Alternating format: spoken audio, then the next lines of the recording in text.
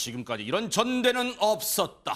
영부인이 보낸 문자를 왜 일시했냐를 놓고 지금 여당이 지금 둘로 갈라지게 생겼다면서요, 허준 변호사님. 그렇습니다. 때는 이 총선 전에 한창 이 다들 김건희 여사의 명품백 논란과 관련해서 특검법 어떻게 해야 되냐 이 논란이 한창 가열될 때였어요. 그게 이제 1월 초 뭐 요때쯤이었는데 네. 그때 김건희 여사가 사과할까요 말까요? 제가 사과를 하면 지지율이 어떤 영향을 미칠 것 같은데 그래도 할까요? 라고 물어보는 문자를 한동훈 위원장한테 보냈다는 거예요. 허허. 지난 1월 15일과 19일 그리고 23일과 25일 저 달력에서 표시되는 날마다 문자를 보냈다는 그 건데요. 사과 내용을 쉽게 말하면 그러니까 명품백 논란 그걸 사과할까 말까 그걸 물어봤다는 거예요? 그렇죠. 그게 혹시 아하. 총선에 이제 부정적인 영향을 주고 지지율이 막 떨어지기 시작하니까 그거에 대해서 내가 사과를 할지 말지를 김건희 여사가 한동훈 그때 당시 비대위원장한테 물어보는 문자를 총 5번 텔레그램을 통해서 보냈다는 거예요. 그런데 네. 한동훈 위원장은 아무 대답도 하지 않았습니다. 와, 이게 한 차례도 아니고 놀라운 게요. 영부인, 김건희 여사, 영부인인 김건희 여사가 당시 비대위원장 신분인 한동훈 비대위원장한테 일단 문자를 보낸다는 것도 놀라운데 5차례나 보냈다는데 내용이 대체 뭐였을지 궁금합니다. 허준 변호사님.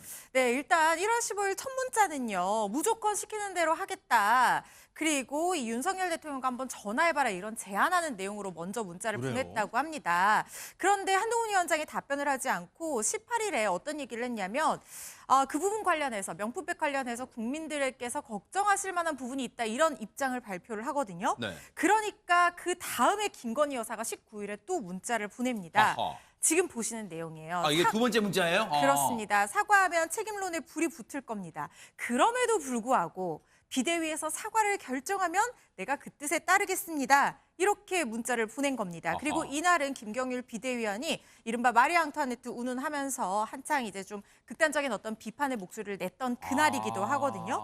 그리고 나서 문자를 계속해서 더 보냅니다. 내용을 전체적으로 말씀드리면 내 불찰로 일이 자꾸 커져서 진심으로 죄송하다. 네. 사과해서 해결된다면 하겠는데 사과를 했을 때 그 학력 허위 기재 논란으로 사과 기자회견을 했을 때 오히려 지지율이 빠졌던 적이 있었다. 대선 전국에서. 그렇지만 비대위에서 사과를 결정하면 따르겠다라고 애매하게 얘기를 한 거예요. 그러니까 사과를 하고 싶다는 것인지 아니면 사과하면 안 되는 이유를 얘기하는 것인지 이 부분이 지금 약간 애매한 내용인 거죠.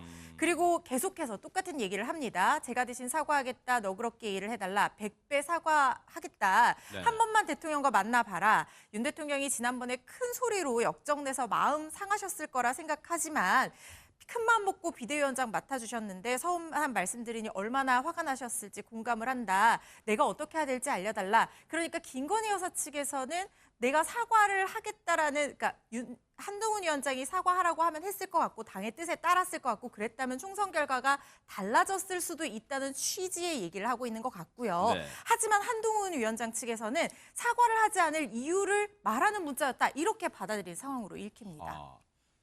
지금 5차례 문자 내용을 저희가 전해드렸는데 지금 여기 눈길 가는 내용들이 되게 많이 굉장히 많이 들어 있습니다. 대통령이 큰 소리로 역정을 냈다는다 이런 내용도 지금 들어있어. 왜냐하면 이건 지금 김건희 여사가 밝힌 내용이라는 거예요. 그런데 보세요. 이 문자를 보냈는데 대체 앞서 제가 말씀드린 것처럼 박성배 변호사 왜 국민의힘 내부에서 좀 시끌시끌 하다 못해 지금 뭐 양쪽으로 쪼개지니 어째 왜 이런 분위기인 거예요? 많은 분들이 아시겠지만 지난 1월에 김건희 여사의 명품 수수 의혹이 뜨거운 쟁점으로 떠올랐습니다. 총선을 앞두고 이 문제가 불거지자 여당은 물론 함정 수사라는 방어를 했지만 야당은 매우 부적절하고 나아가서 뇌물수수 의혹이 있다면서 특검 추진까지 시사한 바가 있습니다. 이 당시에 김건희 여사가 당시 한동훈 비대위원장에게 사과 관련 문자를 보냈는데 한동훈 비대위원장이 이에 대해서 아무런 응답을 하지 않았다는 것입니다. 그런데 이 문제가 최근 국민의힘 내부 당대표 선거를 앞두고 한동훈 후보가 그 선거에 나서면서 재차 문제로 불거진 것입니다. 당시 문자 내용이 일부 공개되면서 나머지 3명의 후보가 한동훈 후보를 공격하고 있는데 문자를 받았음에도 아무런 응답을 하지 않았다. 총선 참패 원인을 제공한 것으로 현명하지 못한 대처였을 뿐만 아니라 대통령실과 심각한 갈등을 빚어온 것을 알 수 있다는 취지로 공격을 하고 있습니다. 그렇지만 한동훈 후보 측은 당대표 선출 시기를 이제 와서 이와 같은 문자가 공개된 것 자체가 상당히 의문이고 사과하겠다는 의사가 아니라 오히려 사과하기 어렵다는 취지의 문자였다고 항변하고 있습니다. 이거 지금 놀라운 내용들이 답변 속에서 있다는 거예요. 지금 쉽게 말하면 어쨌든 5차례 김건희 여사가 문자를 쉽지 않은 이 결정에도 이 얼마나 보낼까 말까 했겠어요. 우리가 미뤄 짐작해보면. 근데 보냈는데 이른바 일십이라는 시체말로 일십이라는 문자 무시 답을 안 했다는 거 아니에요. 5차례 다 답을 안 했어요. 그런데 보세요.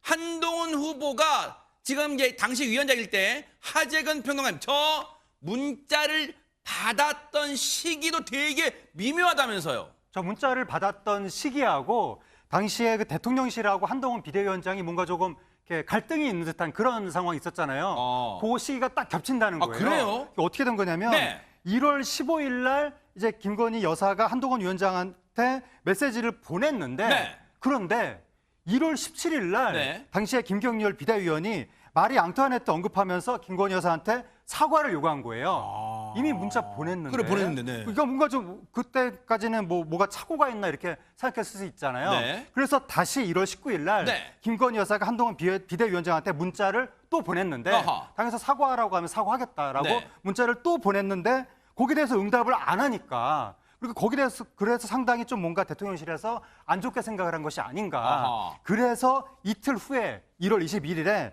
대통령 비서실장이 한동훈 위원장한테 사퇴를 요구하게 된 겁니다. 당시에 그래서 난리가 났었고. 기억나요. 그렇습니다. 그 다음 날에 1월 22일에 한동훈 위원장이 사퇴 요구를 거절했거든요. 아하. 그래서 막 갈등설이 뭐 여기저기서 크게 일어났는데 1월 23일 날 화재 당시에 사건 현장에서 맞아요. 갈등이 봉합이 됐고 서천에 화재 났을 때 이거 그렇습니다. 네. 저 갈등이 봉합되는 당일에 그날 김건희 여사는 다시 또 한동훈 위원장한테 메시지를 보냈습니다. 아하, 지금 하재근 평론가님 얘기 들어보니까 절묘하게 진짜 미묘한 일들이 많이 일어났던 시기예요. 그런데 당시의 모습 영상으로 만나보시고 이어가 보도록 하겠습니다. 프랑스 혁명이 왜 일어났을 것 같냐. 그래서 우리는 당연히 이제 자유, 평등 뭐 이와 같은 이념들을 당연히 연상하는데 아니다. 당시 마리 앙뚜아네트인가요? 이제 이분의 어떤 사치 뭐 이런 거. 네, 사치, 난잡한 사생활 이런 것들이 이제 하나하나 드러나고 감성이 폭발된 것이다. 그 문제는 기본적으로는 함정 몰카이고 그것이 처음부터 계획된 것이 맞습니다. 그렇지만 저는 과정에서 분명히 아쉬운 점이 있고 국민들께서 걱정하실 만한 부분이 있었다고 저도 생각합니다. 국민의 눈높이에 생각할 문제니까요. 갈등이라고 할 만한 문제는 없습니다. 대통령실은 과도한 당무 개입이라는 비판이 있는데 이에 대해서 어떻게 평가는 제가 하지 않겠고요. 저는 그 과정에 대해서는 제가 사퇴 요구를 거절했기 때문에 구체적인 내용에 대해서는 말씀드리지 않겠습니다. 제 임기는 총선 이후까지 이어지는 것으로 알고 있는데요.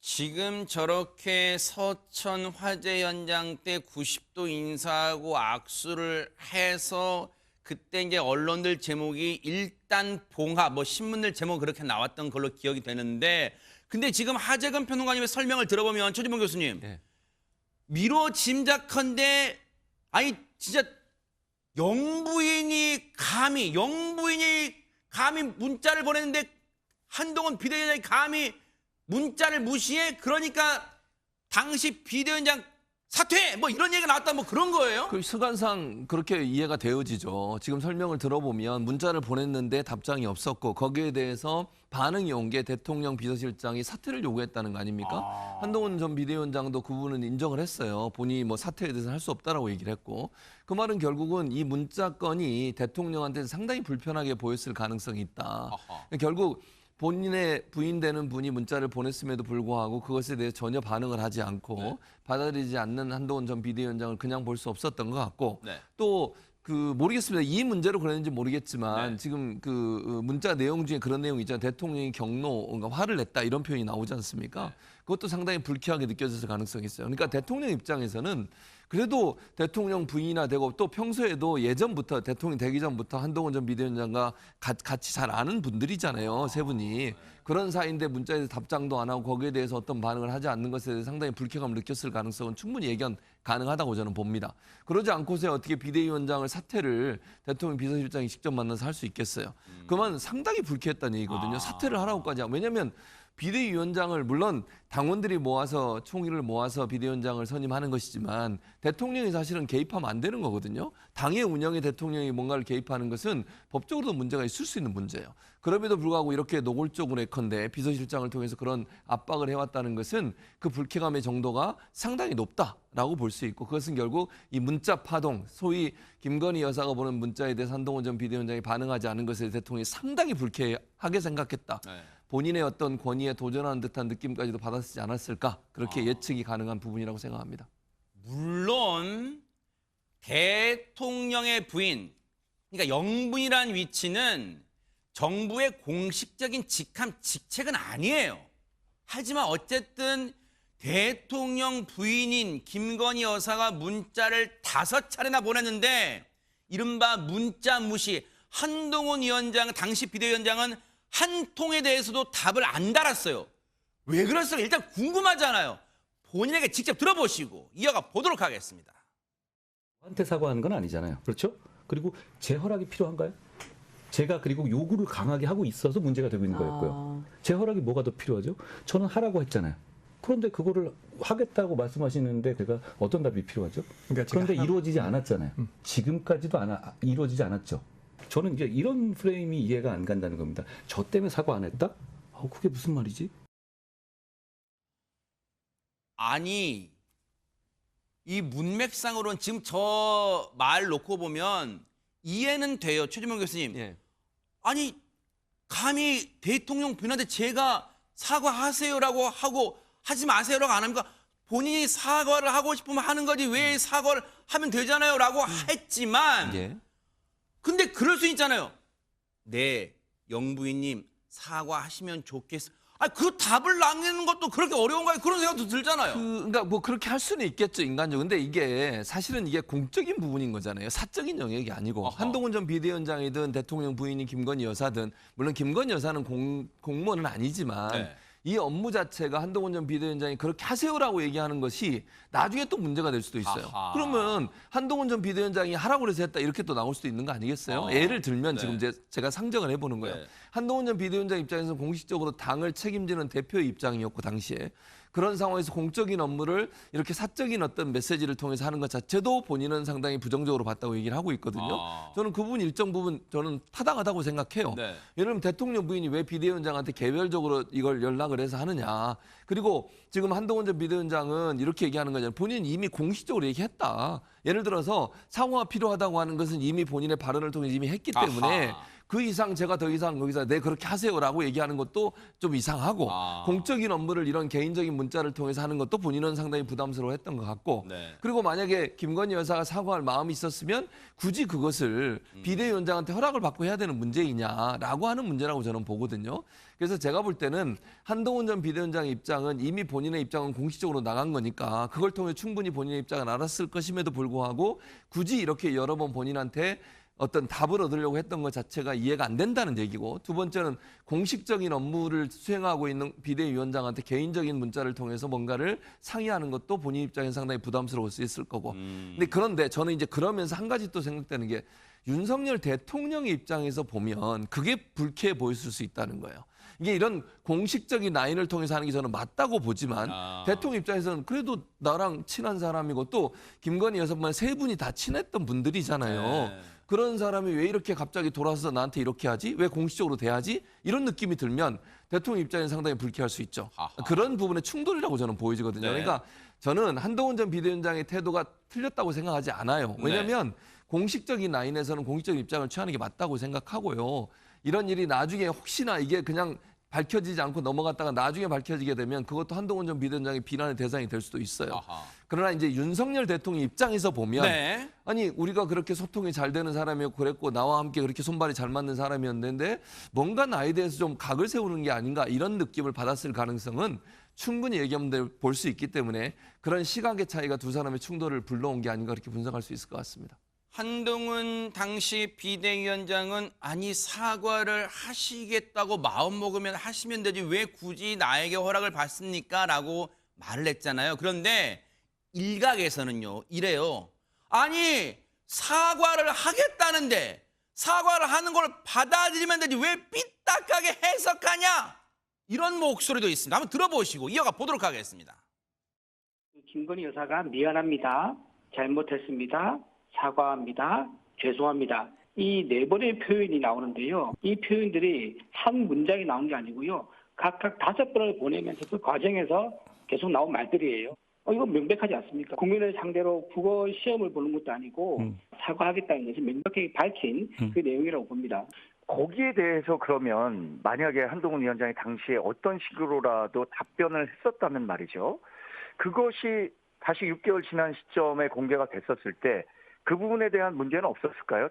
만약에 일정 정도 어느 수준으로라도 답변을 했었다면 네. 지금 시점에 더 큰 문제로 불거질 수 있었을 사안이라고 생각합니다. 두 사람만이 알 수 있는 문자의 내용이 거의 원문 그대로 해석될 수 있을 정도로 공개됐다는 것 자체에 대해서 이거 상식적으로 의문을 제기하지 않을 수 없는 거 아닐까요? 정동훈 후보께서 본인의 그 문자를 친한 기자들한테 보여주면서 얘기를 한 적이 있다 그러더라고요. 만약에 한동훈 후보가 전당대회에 나오지 않았다 그러면은 아마 그 문자가 공개되거나 소환될 일이 아마 없었겠지요. 한동훈 후보가 나오지 않았다면 이것이 문제가 되지 않았을 것이다라고 말씀하시는데 거꾸로 해석하면 한동훈 후보가 당대표가 되는 것에 대한 두려움 이런 것들의 반로가 문자 공개로 이어진 것 아닌가라고 생각할 수밖에 없는 거죠.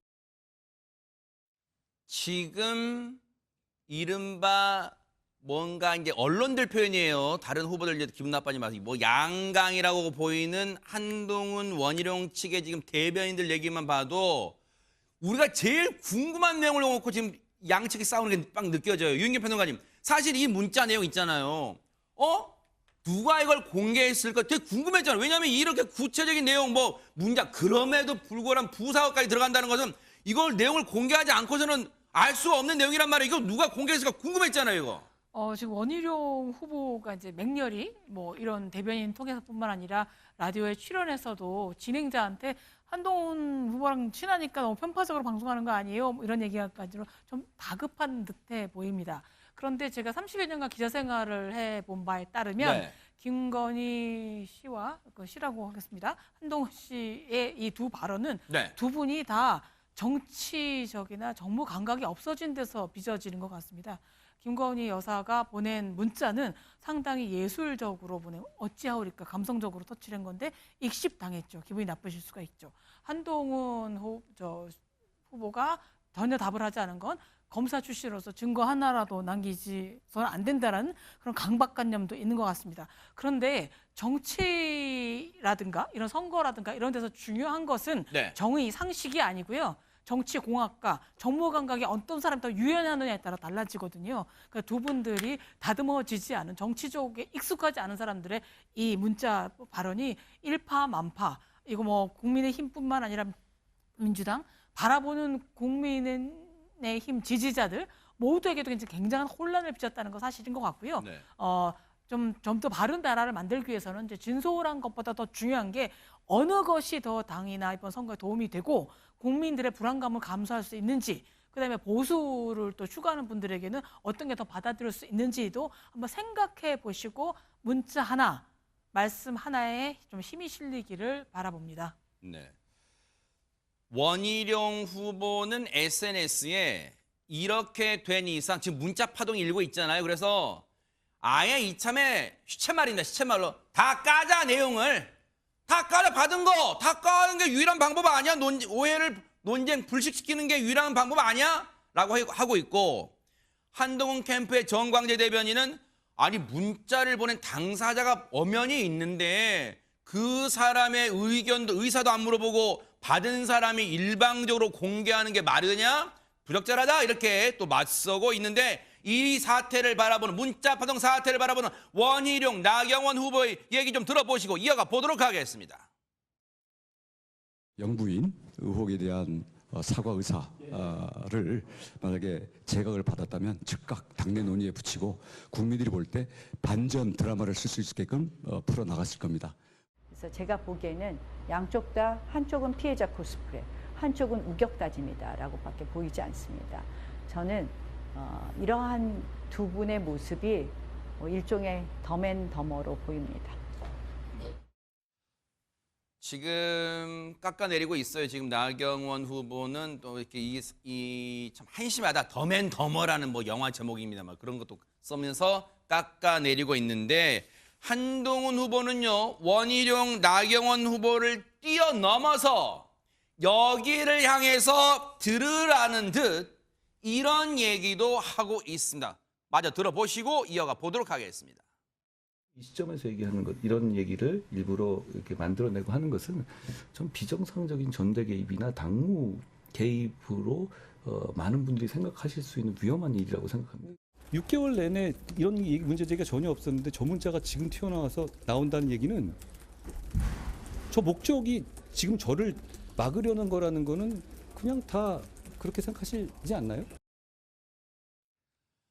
여러분 귀에도 어떤 표현이 쏙 들어오셨어요?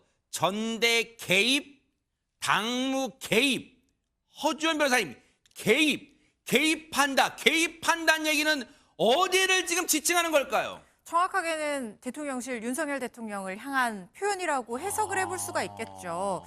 요거는 친한계 주장입니다. 그러니까 지금 이 시점에 저 문자 왜 공개하는 거냐. 이거 전당대회에 영향력 행사하려고 그러는 거 아니냐 이 취지인 거예요. 왜냐하면 지금 보세요. 저 문자 내용을 주고받은 사람 두 사람인데 한동훈 후보 측에서 공개를 하지 않았다고 하면 나머지는 김건희 여사가 저 문자를 갖고 있을 거 아니에요. 그러네요. 그렇다면 그쪽에서 흘러나왔다고 이쪽에서는 주장을 하면서 그 배후에 직간접적으로 윤석열 대통령의 입김이 작용한 것이 아니냐. 왜냐하면 지금 이 총선 직전에 명품백 수수 문제가 사실 가장 민감한 악재 중에 하나였는데 이거를 적시에 사과하고 수습할 기회를 그때 당시 비대위원장이었던 한동훈 위원장이 이 김건희 여사의 문자를 쉽게 말해서 뭉개면서 묵살하면서 기회를 놓쳤다는 거예요. 그래서 총선 참패의 책임이 한동훈 위원장에게 있다는 것이고 이런 사람을 당대표로 만드는 것이 과연 온당하겠는 것이냐라는 어떤 배경이 있고 그 얘기가 실제로 친윤계 또 반한계 쪽에서 나오고 있거든요, 지금. 그래서 이것까지 생각한 대통령실 쪽에서 이거를 일부러 공개한 것이 아니냐 이런 얘기를 하고 있는 것이고요. 대통령실 관계자 절대 아니다라고 얘기했습니다. 공개적으로 전당대회 당무 개입 거론한 한동훈 위원장에게 이 후보에게 불쾌할 수밖에 없다라고 하면서 전당대회에 개입하지 않는 것이 원칙이고 대통령실을 끌어들이지 말라 이렇게 입장을 밝혔습니다. 물론 최준범 교수님 저 문자 내용을 누가 어느 측이 공개했냐고 단언할 수는 없어요. 하지만 그냥 정황상 지금 이 문자 내용이 공개된 이후에 상당히 한동훈 후보 측이 곤혹스러운 걸로 미뤄 봐서는 한동훈 후보 측이 공개했을 가능성은 현저히 낮다고 볼 때 어쨌든 지금 전당대회가 7월 23일인데 분위기가 한동훈 당대표 되는 거 결사저지 총력전 뭐 그런 냄새가 좀 납니다. 그렇죠. 그렇게 볼 수밖에 없어요. 한동훈 전 비대위원장 측에서 공개했을 가능성은 거의 없다고 보고요. 친윤계에서 공개를 했겠죠. 그럴 가능성이 높다고 보여집니다. 왜냐하면 이 문자 공개가 누구한테 타격이 제일 클 거냐를 생각해 보면 한동훈 전 비대위원장 측에게 가장 클 수밖에 없어요. 지금 이제 한동훈 전 비대위원장의 지지율이 가장 높잖아요. 지금 현재 국민의힘 대표 후보들 중에는. 네네. 그런 상황을 추격하고 있는 친윤계 입장에서는 한동훈 전 비대위원장이 대표가 되는 거 결사적으로 막아야 되는 상황이에요. 그런 상황이라면 원희룡 후보를 당선시켜야 될 텐데 그렇게 해서 할 수 있는 카드가 별로 없어요. 지금으로서는. 그래서 자극적인 카드를 꺼낼 수밖에 없었고 이 카드가 결국 등장한 게 아닌가. 사실 이 이슈가 지난 1월에 모 언론사에서 보도한 내용을 한번 공개된 적이 있어요. 물론 문자 내용이 자세히 공개되지는 않았지만 김건희 여사가 사과할 의사가 있다는 문자를 보냈는데 그게 성사되지 않았다는 그 뉘앙스의 보도가 한번 나온 적이 있었거든요. 그러니까 이미 정가에는 어느 정도 알려진 사실이에요. 근데 6개월 만에 이 시점에 왜 이게 터져 나왔냐는 거예요. 그것도 구체적으로 내용까지 다 공개되는 그렇죠. 상황을 보면 이건 의도적이다. 이렇게 보는 게 맞다고 저는 봐요. 그래서 전당대회 판을 완전히 흔들어 보겠다는 거예요. 어대안이라고 하는 기본적인 어떤 그 이미지로 가고 있던 전당대회를 완전히 판을 흔들어서 한동훈 전 비대위원장이 대표되는 결사적으로 막아보겠다는 친윤계의 아주 조직적인 저는 계획 속에 이루어진 거라고 보여집니다. 그래서 정치적으로 분석해 보면 한동훈 전 비대위원장을 어떻게든지 1차에서 50% 못 넘게 만들고 그리고 나서 2차 투표에서 3명이 합세해서 한동훈 전 비대위원장을 넘어서는 표를 얻으려는 시도, 그 시도가 본격적으로 친윤계를 중심으로 이루어지고 있는 현상이 아닌가 그렇게 보여집니다. 내일 바야흐로 내일 국민의힘 전당대회 당대표 TV 토론이 처음으로 열리는데 아무와 모르긴 몰라도 이 문제를 놓고 난타전이 예상이 되는데 이 내용 뉴스파이터도 눈 부릅뜨고 따라붙어 보도록 하겠습니다.